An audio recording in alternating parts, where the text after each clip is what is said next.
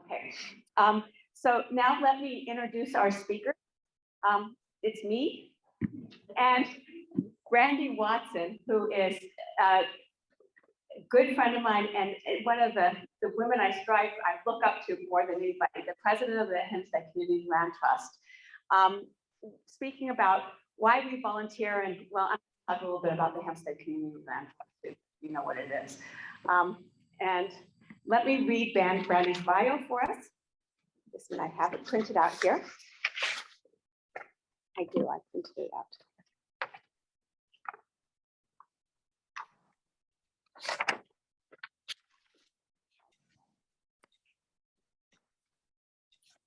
Brandy Watson is the president of the Hempstead Community Land Trust, Inc.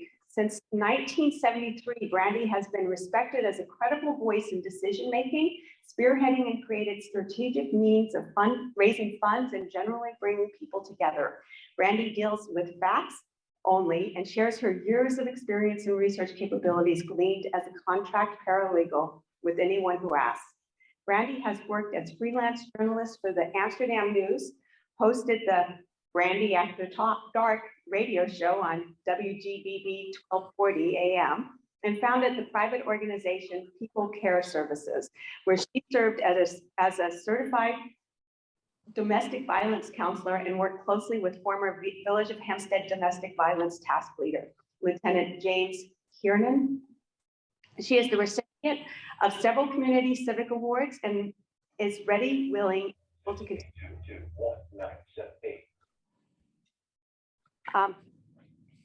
I am a professor of math at Hofstra University and have been a member of the society since, I think, 2011. It's been a while. I've been a member, even though you don't see me here that often. I'm still a member of the society. And I am the secretary of board for the Hempstead Community Land Trust. Okay, so should I start? So I moved to Hempstead in 2005 after I got tenure at Hofstra. At the time, I couldn't really understand how my neighborhood could sustain the price that I paid for my house because I had a pretty good job and I could barely afford it in Hempstead. And to be certain, there were a number of people in my community that I moved into who were longtime residents. You know, a strong middle-class population of elementary school principals and trustees and people of some esteem.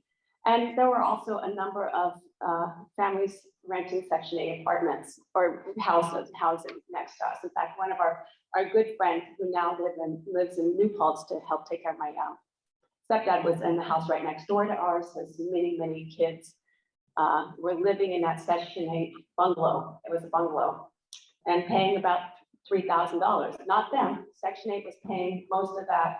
They were paying a few hundred, and even having a hard time coming up with that few $100s. And just to put some perspective in there, I moved to Hempstead from Massapequa, where I was renting a very similar bungalow in Massapequa, in a pretty good neighborhood in Massapequa, for $1,400. So there was something wrong with the housing situation in Hempstead, something really wrong that was obvious. Those of you who are on Zoom are seeing a Google representation of my neighborhood, the satellite view. And all those numbers are numbers of houses in my neighborhood that after we moved in were vacant for long enough that they became decrepit. They're not all vacant now, so it's not like they're still vacant, but they were throughout our tenure in Hempstead vacant long enough that they looked like rundown, decrepit zombie houses. The ones you see, my house there that's circled, you guys don't see it, but on Zoom they see it. The ones that are closest to my house, we were aware that they had their pipes stolen and things of that nature. It was a pretty bad housing crisis. It hit our neighborhood really badly. And in fact, that was about 2007. I'm sure you guys all remember 2007, 2008. About the time, a couple of years after we moved into our house. One of the things that one of the house directly across the street from us, which was again a small little bungalow, had sort of fake stone siding. We looked it up. We looked up to see what it was going for because it had been empty for years. And the bank had a lien on it for $465,000.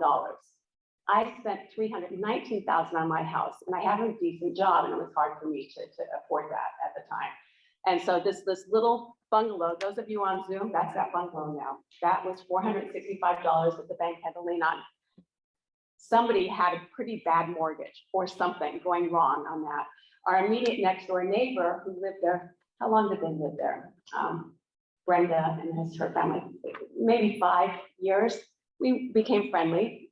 Those of you on Zoom, well, I don't have that picture of anymore, but they had a rent to own situation, and they were managing to keep up their rent to own situation for 5 years, and then finally got evicted. Okay, and lost their home, paid on their house for quite a while, and then lost their home. We've got a new family living in there. They seem nice enough when they're not playing radio, but they're nice enough. So anyway, it was really clear we had an issue, that Hempstead had an issue and needed help. So several people I knew from the Hempstead community, mainly Hofstra professors, because that's my community, that's how I knew people, and a couple of Uniondale residents, and 1 or 2 Hempstead residents that I had just gotten to know, Robin Braisley, I think she was the only one that was there. We got together to try and see if there was something that we as, Hempstead and Uniondale residents, because Uniondale was also hit pretty hard with this crisis, and Uniondale's neighbors and a lot of Hofstra faculty in that area, they go to Uniondale School District. If you're close to Hofstra, you're in that school district. We thought we were, Greg Mamie and Chris Mead are sociologists, and they really think a lot about how to make things a better place. And so we did a lot of research on housing issues. And okay, this, for you Zoomers, I just want to point out those 2 houses there, those are still vacant. And the Hempstead Community Land Trust is hoping to eventually get those because they're in pretty bad shape. Those of you who aren't on Zoom, trust me, they look like they're in pretty bad shape. They're just around the corner from me. So the most help for housing comes in the form of grants or maybe low interest loans or something that you can sort of not pay off. Some immediate just funds coming into you, and you go and you buy your house, and then you're left on your own, and the house then is no longer affordable, right? So you get a house. So how do you get affordable housing? You get a grant, you get some sort of help from private organization or government grant that gives you some money. You use that money towards the house, and then you're on your own usually, mostly. And when you go to sell that house, maybe you get a good profit from it, but the person who buys it is no longer, it's no longer an affordable house. We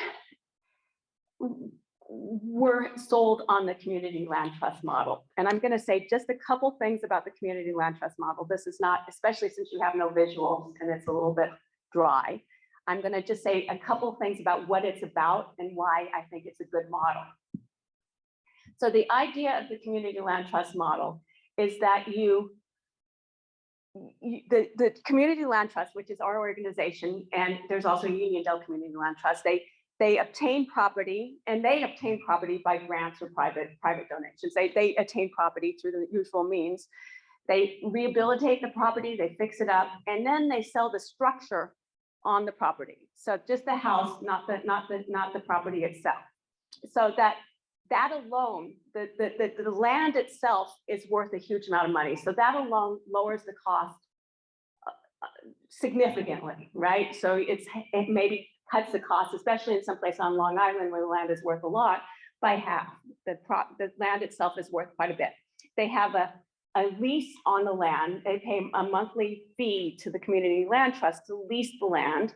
It's a 99-year lease. It's inheritable. It's renewable. It's just sort of a formality for the most part, as long as you keep to the terms of the land trust. The leased land ideally is not that expensive, so it doesn't add a lot to the mortgage costs. The taxes are paid generally by the person who bought it, but because they're paying so much less on mortgages, they are getting a lot, they're paying a lot less on the land. So it doesn't decrease the tax base, which is really significant in a community like Hempstead, where we are paying highest percentage of taxes in Long Island because we have such a low tax base. So this is another benefit, is it doesn't decrease the tax base. So part of the ground lease, however, is a resale formula. And this is one of the key aspects of it. So although the person who buys the house can get some equity in the house, they can get some financial benefit for owning the house, for fixing up the house, how much they get is limited. How much you can sell it for in the end run is limited. There's a number of resale formulas one can take, but the idea, however you're doing it, it takes a little into account how much you fix up the house. It takes market value into account. It takes into account how long you've lived in the house, but it tries to keep it affordable for the next purchaser. So the idea is that it's something that will maintain affordability in the long run. So we can keep long-term home ownership that will help grow Hempstead neighborhoods and keep people in their houses. Now, the last thing that's worth noting is with this ground lease, we have a stewardship obligation in the fact that we are actually paying attention to how the homeowner's doing. The bank lets us know if they're missing payments. We can direct them to help if they need help. When they miss the ground lease, that flags us that they may need help as well. So we maintain a stewardship relationship with them. We don't just let them go after they buy their land and say, okay, you're on your own. If something happens, we can reach out for them and try to find them help.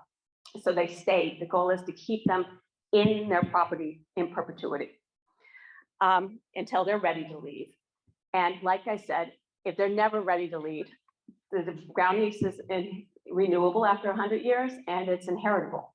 So their kids can stay there, you know, they can keep there. It's like their own home. So we were sold by this model, those of us who are meeting about this, and started the Union Dell Community Land Trust and the Hempstead Community Land Trust. We decided two different land trusts were worthwhile because they're really different communities. Union Dell and Hempstead are very different. They're very different in just in the nature of the community, the government. You know, Hempstead is a village, whereas Union Dell is you know, part of the township of Hempstead. Very different government structure, very different nature of the communities, and it just seemed like it was better to separate them. We do consider ourselves sister organizations, and we still have a very, very good relationship with them now. But this brings me to lesson one. Well, lesson one was try to find an idea that you think is going to work. And we think the Community Land Trust is an idea that I think will work. Lesson two is get community involvement. I was really the only Hempstead resident that was really into it, and I didn't know anybody. And the Hempstead part sort of died for a while. The Union Dell part took off. I was involved with that for quite a while. And they took off with it really quickly. They had an organization, GUAC, Greater Union Dell Area Action Coalition, GUAAC, right? And ran with it. And they got going. They started from ground level and went up, and they got their first house in the end of 2018, beginning of 2019, by applying for grants. They fixed it up, they sold it, the structure, and they've got two other houses in the works right now. And it's really quite exciting. Union Dell's really been doing some wonderful things. In the meantime, one of their board members happened to be the commissioner of the Hempstead Community Development Agency, Charlene Thompson, and found out that in fact there was an incorporated Hempstead Community Land Trust, called me as one of the original founders and said, hey, let's get this thing going because the CDA can get you guys, we need to get affordable housing, and we think this is a really good model and we'd like to help you get going. She called a community meeting, and sure enough, a lot of people showed up. We got a board together. I met Brandy, Brandy wasn't the president for the first year. Augustine Ojo was the president for the first year while we were just getting started. Brandy got elected president the second year after it was reinvigorated, and it has just really taken off. So we are hoping to get, right now we're on the precipice of getting CHODO status, and CHODO is Community Housing Development Organization status. That allows us to apply for grants and get government funding for housing projects. Our last thing was hiring our first employee, which is going to be done by the end of the year. We're very excited about that. And we're also looking for other forms of funding, means of support that are outside of the CDA. We don't want to rely completely on the CDA. And we've been working on getting, Brandy has lined up several Hempstead resident people who are involved in the Hempstead community who are willing to give us a several $100,000 line of credit at very low flat interest, not like 1 or 2%, not compounded. So we can start bidding on auction properties and things of that nature, so we can actually get things going. We're waiting on pro bono legal service for this to set up the contract. That's one of the issues with not having much money, is we're waiting on free people to do this for me. But we're really we're right on the edge of something that I think is going to be really exciting in Hempstead. We have been working on trying to get Hempstead Village residents aware of us, and we've made a lot of progress. This last slide here is, where is that last slide? Is David Ellis, me, and Bill at the Masquerade Halloween SIP, and some other members of the Masquerade Halloween SIP that happened on October 30th, which was really quite successful, and we got a lot of interest in our community then. And just for you guys, if any of you want to help, we're having a gala on December 11th. I've never worn a gown before, but this is semi-formal, so you don't, if you wanted to go, you don't have to rent a gown or a tuxedo, but I'm going to wear a gown. If anybody's interested, it's tickets are $125. Just saying, they're $125, December 11th, 8 to midnight, and it doesn't. Vaccination isn't required, although once you're inside, you're not going to have to wear masks. So if you're uncomfortable about being in place with people without masks, even if they're vaccinated, it's not a good place to go. But I think everybody here is vaccinated, but if you're unvaccinated, you can't attend either. And if you have any expertise that you're willing to donate to us, like legal expertise or accounting, financial expertise, or anything like that, that's a wonderful way to help as well. So that's where I'm going to leave it and let Brandy go from here. Give Sylvia a hand, please, because it's not easy. First of all, stand-up speaking publicly is not an easy task. Anyway, I don't want to belabor or even duplicate anything that she's had to say about the Community Land Trust. What I'd like to share with you, though, is my reason for volunteering. And my story is a little bit different than Sylvia's. Obviously, I am from an ethnic group that is not so readily acceptable within certain communities here on Long Island. I've been on Long Island and Hempstead specifically since 1973. My mom, my dad, my brother, and we moved to Hempstead in June of 1973. I'll never forget it. So over 40 years we've been in that village. We've seen the major changes that have taken place. My kids attended the Hempstead School District, which wasn't great then, and they've gotten considerably worse over the years. I'm quite sure people have seen those articles and things that have gone on. We're hopeful that with the best leadership, that will certainly change around in our village. It's already materializing, but it's a slow process. I volunteer because at my age, I realized that when I was younger, I was a little bit selfish. I don't know anybody else here if you experienced the same thing as me, but it was all about my hair, all about my nails, all about who I knew, what I wore, and where I could go. after I reached 40 years old, I started realizing, hey, it's not all about me. It isn't. In my community, I am a member of our civic association. I have been a member of the board for 12 years. I know all of my neighbors, all 219 of them. I know them personally by first name. We have events together. We visit each other's homes. We work together. We absolutely make sure that if there are any issues within our community, that we are able to deal with it as we don't know where I as no place. Beyond that, by getting involved with our village officials, our mayor, and I'm getting off the track, and I do apologize because there's so many things rushing around in my head right now. I got involved with the Hempstead Community Land Trust because it was not easy for me when I was younger to find an apartment that was affordable for me and my family. I got married very young. Growing up in the Bronx didn't really teach me how to survive in the suburbs. So once we got out here, it was hard because everything was expensive, even back then. And then I said, okay, fine. My husband and I decided that we're going to move to Pennsylvania for a moment, which is what we did for about maybe a year.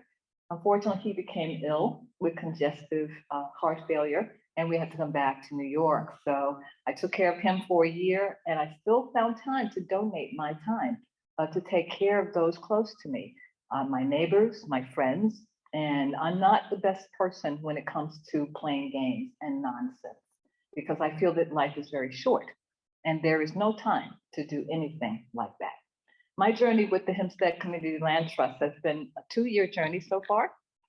We have come a long way in the last 2 years. We are doing community outreach, but of course, as you're reaching to the community, you have to find various ways to make that happen, because not everybody responds to the same thing. We've asked people to come to our meetings. Well, who wants to meet on Zoom? That's not exciting. Nobody cares about that. So we decided to start having events. Well, people will come when you offer them free food. People will come when you give them a room to dance, and then you have their ear. They will listen at that particular point. So we've gleaned a lot of new members because of that. And then, of course, I've also have an extensive phone book. I make sure that I don't burn any bridges. I can also tell you guys that I have, over the past few years, been looking for a new church home. It's been a difficult journey. I've been to several churches. None of them have felt comfortable for me. But because of the way that I feel, just being in here with you guys are all about each other, all about each other. And Lois didn't even know me, but she exuded such a warm, fantastic feeling to make me feel welcome. Well, I'm certainly hoping that you'll explain to me how to join this wonderful organization, because I need to be able to fellowship and continue to pass that energy on from one person to another. And there's so many other people that I know that would appreciate what you guys have to offer here as well. Anyway, I don't want to talk so much about business. I want to talk to you guys about people and being sincere in what you offer. Your assistance, your smile, a hug occasionally when people need that. I heard 2 announcements earlier that you have a couple of members that may not necessarily be in the best of health at this time. Just a note from you, just a smile or just to hear your voice will make all the difference in the world. It really will. And I just want to make sure that I also share with you guys that we plan on making our journey and our mission come true in the village of Hempstead. We feel that the impact that we can make over time, of course, will make a difference.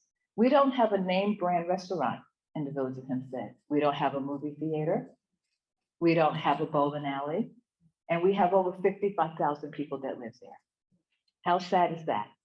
We want to make sure as a community land trust that we don't only focus on single family homes, we can do multiple family homes. We can do commercial, maybe entice businesses to come in and do something and offer something that we don't currently have. Isn't that a shame? I have to leave my village every single time I want to take my friends or family out to have something nice to eat.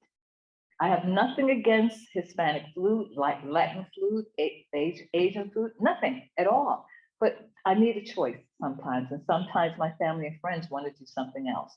So together as a community, and I'm talking beyond the village of Hempstead, I'm talking about Garden City, Malvern, Glen Cove, wherever it is that you live, can contribute to the journey and the mission that our organization has. It's not only money, it could be your time if you have some time. It could be just a suggestion that we're not even thinking about, whatever it is, because this is a community effort, and that takes everyone. It's only $10 to become a member of our organization.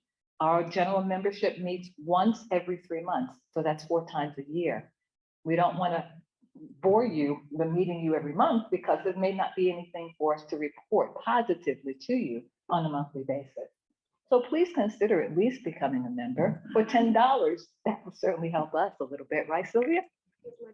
But just to point out, to be a voting member, you have to be a Village of Hempstead. I was getting to that. Yeah. Yeah.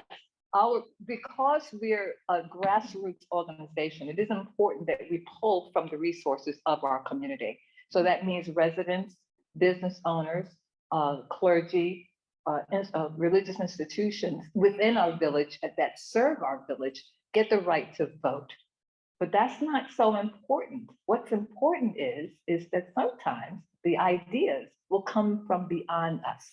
And that's why I'm stressing becoming a member, because some people have experienced things that we may not have thought about yet. There might be someone here who's an architect or a professional engineer. We need these services. We need to have access to these services. Over the last couple of weeks, we have done nothing but try to form a directory. So when public funds are available to us personally, HUD requires that we have at least 3 bids.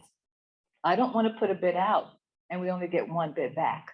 So we started developing a directory of professional people within the trade.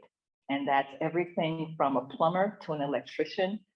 We're also planning on eliminating our carbon footprint by making all of our houses green. Net zero is going to be what we strive for, because ultimately these things are, as we can see with our weather, these things definitely do affect our planet, and we have to concern ourselves with that and stop being reactive, start being proactive. Anyway, I have reached, that's so much more I can share with you. And again, thank you so much for this opportunity, but I don't want to say much more, even though I could stay up here forever. But thank you again. We do have flyers. As Sylvia mentioned, we have an event coming up. It is a gala, semi-formal, meaning you can get dressed up if you like. It's going to be a holiday event, very festive. We have a live band, plenty of food. Of course, there'll be a bar if you'd like, but it's going to be a lot of fun. Those of you who are participated in our masquerade cocktail sip know what we're capable of doing. We have fun. Everybody was smiling. It was a great opportunity to share and be happy and whatever. But again, we can use your help, whether it's by volunteering, whether it's a small check for our organization. We are a 501c3, so it is a tax-deductible contribution to us. And just appreciate you listening. And thank you once again for inviting us to speak with you today.